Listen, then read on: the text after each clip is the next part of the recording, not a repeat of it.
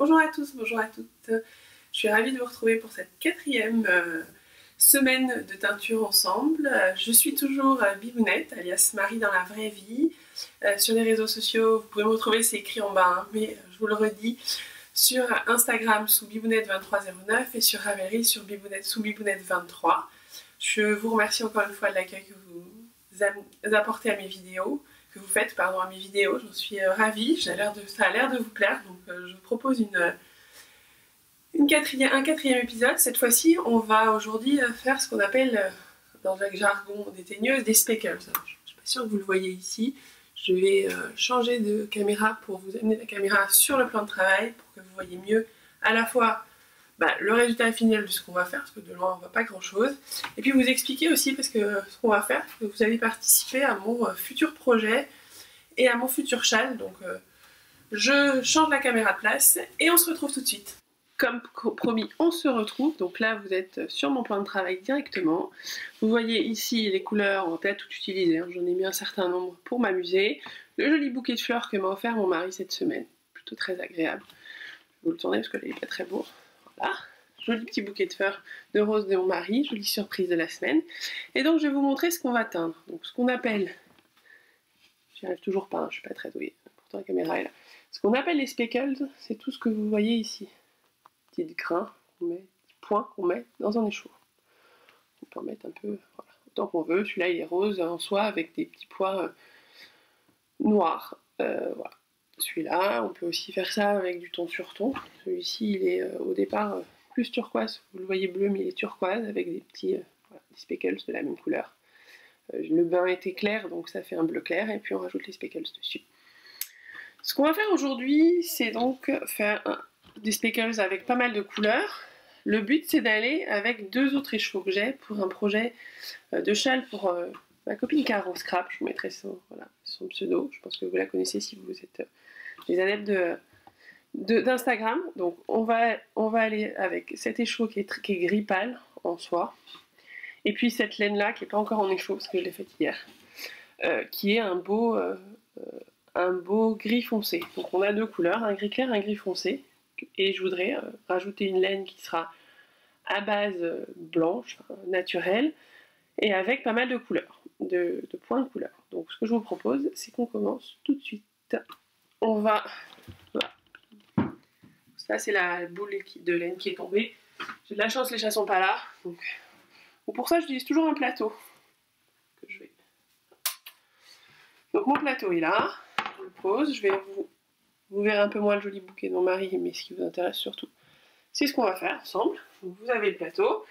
Je récupère, comme toujours, vous avez la chance de voir mon écheveau qui vient de tremper. Vous voyez ma cuvette. Vous voyez un petit bout de ma cuvette. Voilà, vous voyez ma cuvette où il y a toujours des écheveaux qui trempent. Donc je prends l'écheveau en soie que j'ai mis à tremper hier soir. Là, en l'occurrence, c'était ce matin. Donc toujours à tremper dans 1 tiers de vinaigre, 2 tiers d'eau chaude. Toujours de la laine naturelle. Là, on va être sur un mélange plutôt agréable, à savoir 50% de mérinos, 50% de soie. Vous pouvez prendre de la laine basique, vous pouvez prendre... Voilà. L'essentiel, c'est que ce soit avec de la fibre animale naturelle. Le reste, je ne sais pas comment ça se teint, je ne peux pas beaucoup vous aider. Là, je les sens vraiment bien. Le but, c'est qu'il y a assez peu d'eau sur l'écheveau. Voilà. Vous voyez, il n'y a presque plus d'eau sur l'écheveau, vraiment. Il est déjà presque essoré, en fait. Complètement. Je vais le poser là, je vais le montrer après. Je range ma cuvette. Donc j'étale au maximum mon écheveau sur mon... Je vais vous le remettre parce que là, pas grand chose. Voilà. La lumière est mieux là, vous voyez un peu mieux. Là, il se trouve qu'il y a déjà un petit point rose. Vous voyez. Je l'étale au maximum sur un côté. Hop, tout étalé, tout beau. Voilà, mon écheveau. Ce que je n'oublie pas de faire, alors sur les speckles, c'est hyper important parce que sinon vous en avez partout, c'est de mettre des gants. Je vous passe le...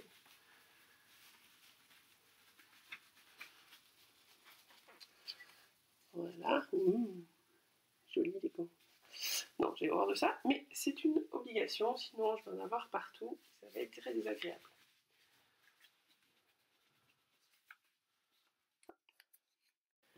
Désolée pour la petite interruption, j'avoue que j'avais des muffins qui étaient dans le four et qui ont sonné. Voilà. Donc, vous avez votre plateau avec votre laine bien étalée. Je vais juste le rentrer pour vous montrer. Ici, notre petite collection de teintures. Vous voyez ici, vous avez un certain nombre de couleurs. Il y a des marques Greener Shades et des marques de colorants alimentaires. Ça, c'est du Greener Shades, ça aussi, et le reste, c'est du colorant alimentaire. Donc, il y a du rose, du turquoise, du bleu, du rose rouge, du violet, du rose corail un peu. Là, ça doit être du noir, je crois. Non, du bleu marine, et ici un peu de brun. On va peut-être pas tout utiliser, mais voilà, j'ai sorti la collection complète pour voir ce qu'on va faire, voilà, suivant l'inspiration. Je reprends mon petit plateau. Alors, ce qu'il faut que je vous ai pas montré, le truc. Mes colorants que vous avez ici, donc là c'est du brun, je les mets dans des salières. Parce que là vous voyez bien les trous, voilà. Ici, là, une salière, je sais pas où. Celle-là, je crois que je les ai achetées chez Casa. Salière ou poivrière, hein, on s'en fout, l'essentiel c'est qu'il y ait des trous au-dessus. Et c'est ça qui va me permettre de faire mes speckles. Donc là, je vais prendre, commençons par du turquoise. Et puis, je vais, alors tout doucement, voilà, le but c'est là, sur celui-là, c'est la douceur. Je vais en saupoudrer, voilà, très légèrement, mon écheveau. Si vous voyez déjà, voilà, vous voyez apparaître les premiers speckles. Le fait d'avoir un écheveau très très essoré fait que le pigment ne va pas dégorger dans l'eau, va rester en point comme il vient d'être fait. Là j'ai mis un peu de bleu, amusons-nous, hein. On va mettre un peu de rose. On va rester dans les couleurs qui sont un peu les miennes quand même. Hein. Hop. Là aussi ce que je ferai c'est que je mets très très peu. Voilà. Voilà. Donc, ça se voit à peine. J'en ai mis très très peu. Je vais vous montrer ici. Voilà. Et je vais continuer comme ça avec différentes couleurs que j'ai envie de mettre sur cet écheveau. En essayant de laisser des blancs, mais pas trop. Là, on est sur du rouge, du rose un peu rouge. Voilà. C'est bon. Je vais mettre un peu j'avais envie d'un peu de brun. Donc, hop, on y va. Vous voyez tomber.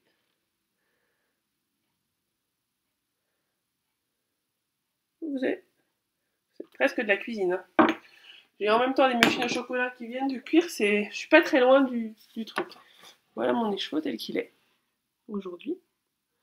Vous voyez bien, vous voyez plus le bleu, mais il y a bien du rouge, du brun qui est en train de se mettre. Un peu de bleu plus foncé, et après je vais le retourner, parce que effectivement j'ai fait qu'un côté. Je vais m'arrêter. Donc je prends mon écheveau, voilà, je prends mon écheveau, et je vais essayer de le retourner pour qu'il y ait un peu de la couleur partout. Celui-ci, sachant que celui-ci va être quand même assez... Vous vous occupez pas, ça va faire un peu de taches, un peu, voilà, quand vous retournez. Vous occupez pas de ce qui se passe, de toute façon à la fin, ça va se fondre et ça va faire ce que vous voulez. Et puis je continue, là je vais changer de couleur, je vais remettre un peu de bleu, plus foncé. L'autre était très turquoise, celui-là il est un peu plus clair. Je vais reprendre un peu de rouge, qui s'appelle fraise chez moi, qui est un peu plus rouge que rose. Voilà. Un peu de ça. Après c'est du peaufiline.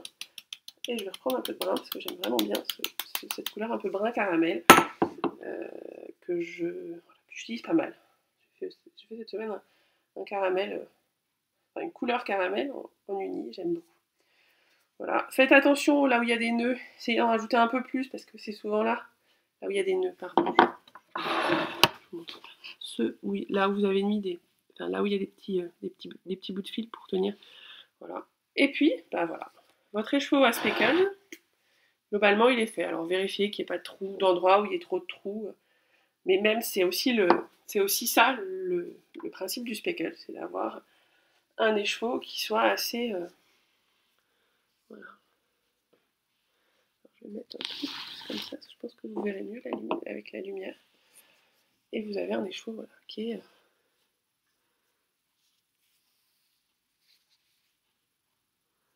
voilà, qui a des points un peu partout de toutes les couleurs.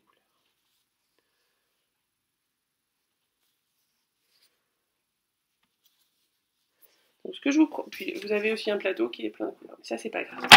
Donc ce que vous faites, là vous pouvez le poser, au pire il y a des, vous voyez ce morceau, vous voyez, je vous ai montré des couleurs, des morceaux où il y en avait peu de couleurs, vous avez aussi des morceaux où il y a pas mal de couleurs, là on a un gros point de rose.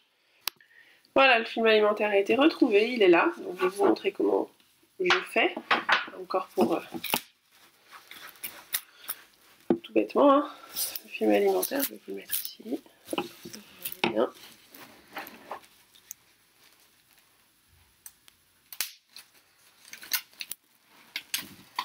Voilà, donc vous avez votre film alimentaire, vous prenez votre petit écheveau tout coloré, vous voyez, avec le fait que ça, je sais pas, vous n'allez pas voir.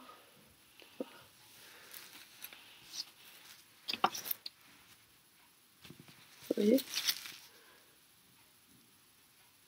les couleurs, il y en a un peu partout, tout en restant assez blanc. Donc je prends mon écheveau comme d'habitude, hein. Je l'enroule dans du papier film. Hop.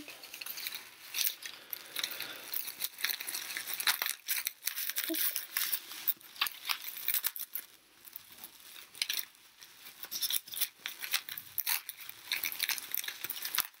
Voilà, et je vais le mettre.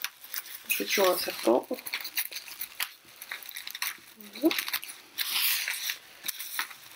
Voilà le serpent.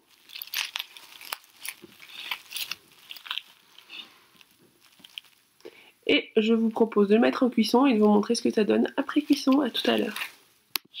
Rebonjour, on se retrouve, donc la cuisson est terminée.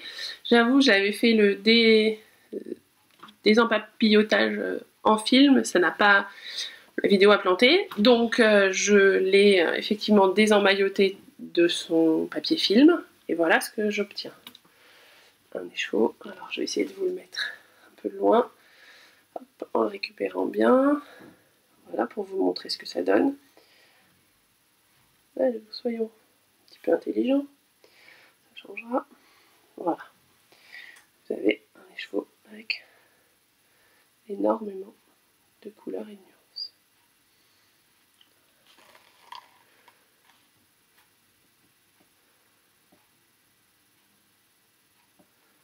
Voilà, je vous le retourne.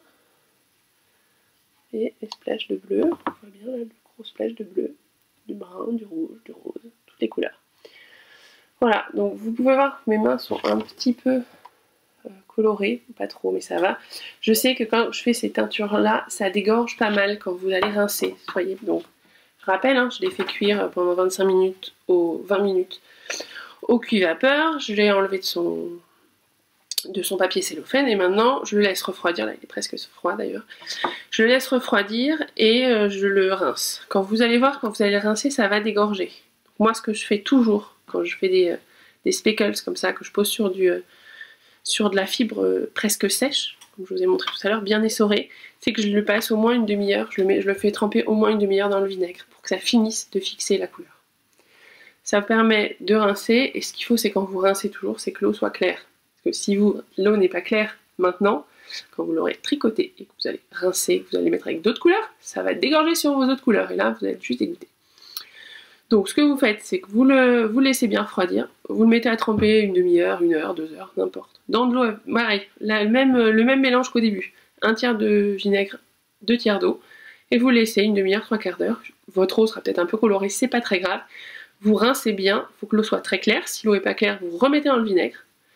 Et une fois que l'eau est claire, vous êtes tranquille, vous pouvez le faire sécher et puis le mettre en pelote et en écheveau. Je vais le faire moi avec celui-là pour vous montrer, je vous montrerai à la fin de la vidéo, donc je filmerai demain, ce que ça donne quand c'est au départ en cake et après en écheveau.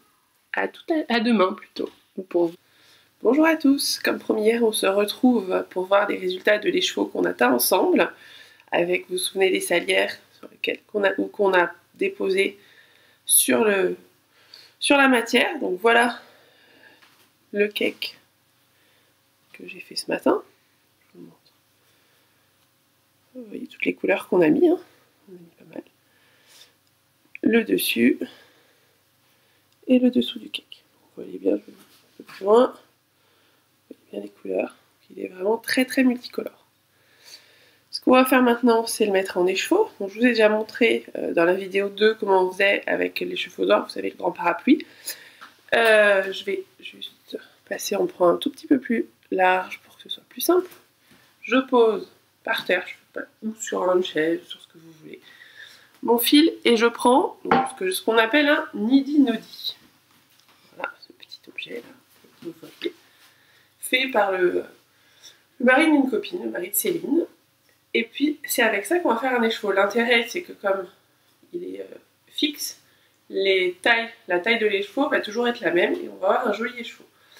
Alors pour ça, au départ, ça prend un peu, vous allez voir, c'est un peu de la gymnastique. Donc on pose le fil, je vais le faire un peu plus près, voilà, d'un côté.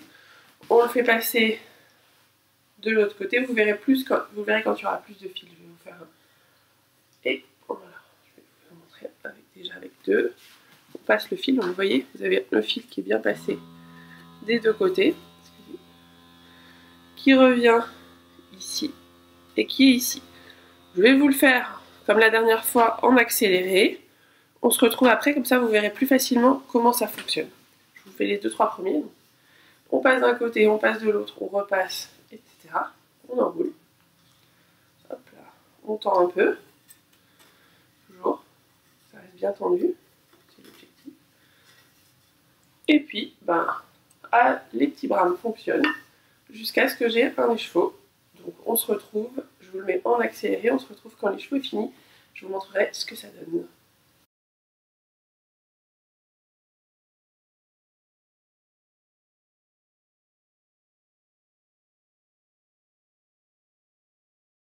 On se retrouve, l'écheveau est entièrement sur le niddy-noddy. Donc pour vous montrer comment je finis, je vais encore couper ma tête, mais il n'y a aucun souci, au contraire. Donc voilà, il est fini. Vous voyez, la fin de l'écheveau est ici. Vous devez le voir. Le début de l'écheveau est ici. Et en fait, je vais juste attacher. Le début et la fin de l'écheveau, là, il se trouve qu'ils sont à peu près au même endroit. Donc je vais les attacher ensemble. S'ils ne sont pas au même endroit, je fais deux petites attaches. Donc exactement comme ce que je faisais sur les autres écheveaux. Je prends un fil qui était prêt, mais qui ne l'est plus. C'est qui est ici. Voilà. Je prends un petit fil. Alors moi, je prends toujours un petit fil d'acrylique comme ça. Je sais bien que c'est pas le fil de ma laine. Il y a quand on achète des écheveaux dans le commerce, il y a un peu de tout. Soit c'est fait avec la même laine, soit c'est fait sans la même laine. Et je fais donc toujours mon 8 qui permet de bien maintenir mon écheveau en place. Hop, hop. Vous avez un petit 8 ici. Et après, je prends les deux petits bouts que j'avais tout à l'heure et je les rattache au fil que je viens au petit nœud que je viens de faire. Moi je fais toujours un nœud classique, enfin, rien de très original. Là vous faites ce que vous voulez, objectivement on s'en fiche un peu. Voilà, et vous avez donc ici votre écheveau, voilà, qui est bien attaché avec votre laine. Moi je recoupe un petit peu pour que ce soit plus joli, mais on attaque le détail. Hein. Pour finir, il va bien falloir sortir ma laine de ce truc là. Je tire tout simplement sur un côté. Hop là. Et mon écheveau vient. Moi je laisse toujours un bout. Vous voyez, souvent. Quand c'est du mérinos, quand c'est de la soie c'est tellement, ce qui est le cas ici, hein, vous ne le voyez pas trop, mais il est très facile là, vous le voyez bien, il est brillant, c'est de la soie. La soie c'est plus mou que le mérinos, donc je l'enlève complètement. Voilà. Vous l'avez ici, et je vais faire un écheveau. Toujours la technique de j'enroule au maximum. J'ai mon doigt qui s'est coincé, donc j'enroule au maximum mon écheveau. Je me mets autour d'un. Moi j'aime bien faire autour d'un objet, n'importe lequel, ça peut être un. Je plie au milieu. Et quand j'enlève, comme par magie, Mon écheveau est en train de se faire. Alors, il faut toujours faire descendre les plis pour que les chevaux se fassent joliment. Voilà, c'est le cas ici. Je vais le resserrer encore un petit peu. Je les aime bien les écheveaux assez serrés en fait, mais ça c'est chacun voit midi à sa porte. Là aussi, voilà. Je vais vous le montrer. Voilà, mon écheveau est terminé.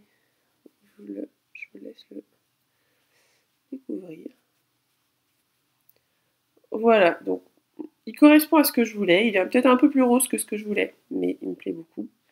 Et je pense surtout que quand je vais le tricoter, hop là, c'est de la soie, donc c'est assez mou, avec ce joli petit écheveau. Et là c'est une boule parce que j'ai pas fait un, je l'ai pas encore mis en écheveau, et un troisième. On devrait avoir, alors vous avez un peu moins de brillant et un peu moins le rosé qu'on peut avoir. Voilà, c'est assez proche là. Je pense qu'on devrait avoir un châle qui devrait être pas mal. Voilà ce que j'avais à vous montrer ce matin.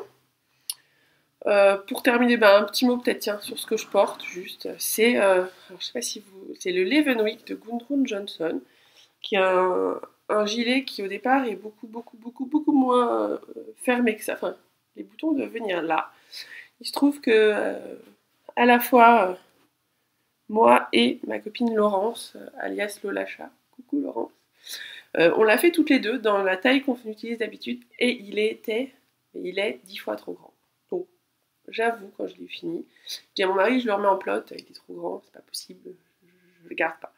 Mon mari m'a dit non mais la laine est très belle, c'est de la laine la bien aimée. Vas-y mets les boutons plus loin, tu devrais pouvoir le mettre. Donc depuis je l'ai avec les boutons très loin, je le mets de temps en temps. Mais j'avoue qu'en ce moment, avec les petits airs frais qu'il peut y avoir, il est bien agréable. Donc si vous le faites un jour, si vous avez envie de le faire, ce que je comprends parce qu'il est vraiment hyper beau, hyper agréable à faire, faites-le une taille en dessous, ce que vous faites d'habitude. Vous aurez un peu moins ce désagrément. Voilà, cette fois-ci, j'ai tout dit ce que j'avais à dire. La dernière chose, c'est qu'on ne se reverra pas avant, je pense, 3 semaines. Je vous ramènerai d'autres choses, puisque, comme vous savez, je pars avec les copines. Au festival de laine de Rhinebeck à côté de New York. Donc ça nous dure, on y est le week-end prochain, elle revient juste pour le week-end d'après. Je suis pas sûre d'avoir vraiment le courage de teindre. Donc on se retrouve fin octobre, je pense, avec plein d'autres petites techniques. J'ai encore quelques idées, mais dans quelques vidéos, on aura fini, on aura fait le tour. Voilà, écoutez, encore une fois, bon dimanche, et puis à bientôt.